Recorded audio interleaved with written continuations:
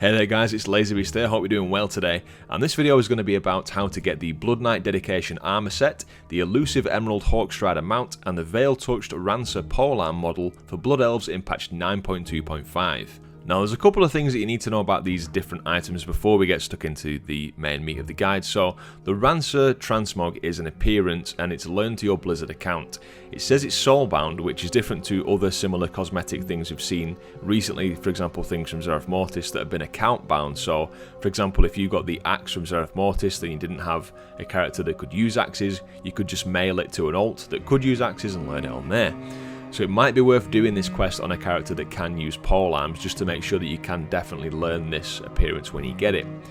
I have been doing these quests on PTR, so hopefully Blizzard just made this so it's a account bound thing so you can just mail it to another character as opposed to it being soul bound, unless you can just learn it and it goes straight into your appearances tab regardless of whether you can use polearms or not, but we shall see. You will only be able to use this Ranseur model on Blood Elves on your account as well, as it's technically classed as heritage armor, so you can't go using this on any other race. The mount, which is the Elusive Emerald Hawkstrider, is labelled as account wide, so you should be able to use this across all your Horde characters, but not your Alliance ones, as it is a Horde style mount. And for Paladins out there, you also get an additional quest at the end of this chain to get the Blood Knight's Dedication armor set. So if you've got a Paladin as your main or your alt, it's probably worth doing this questline on that character so that you don't have to risk potentially doing it twice if you don't unlock the armor set the first time round. If you did this on a hunter, for example, like myself, then you may need to go back and do it again on your Paladin if you decided that you wanted to get the armor set. There doesn't seem to be any prerequisites for this quest other than being a Blood Elf, which is obvious, and being level 60, and the quest line starts in Oribos, with a quest called Summons from the Matriarch, which it starts basically just where the portals to Stormwind and Orgrimmar are in Oribos. You'll see it on your map when you log into Oribos.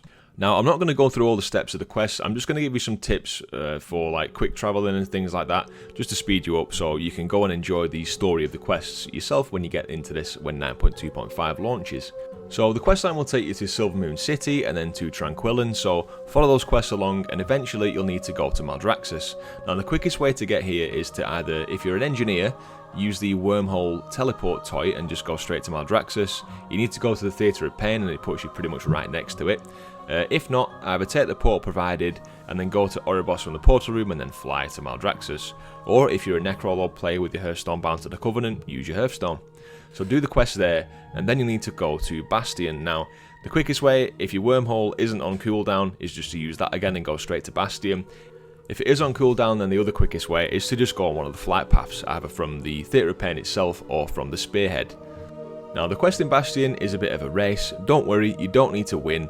The guy's basically just teaching you a lesson. I did miserable on this quest. I got my ass absolutely thrashed because I tried to cheat, which is not recommended, but yeah, just beat the guy for me, will you? After this, you've got to go back to Silvermoon City, so get yourself back to Oribos either by Hearthstone or by Flightmaster, and then take the teleport to Orgrimmar, and then the one straight to Silvermoon City from Orgrimmar.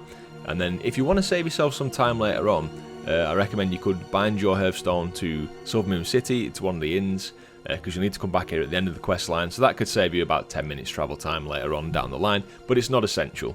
So take the flight path just outside Silvermoon City back to Tranquillin.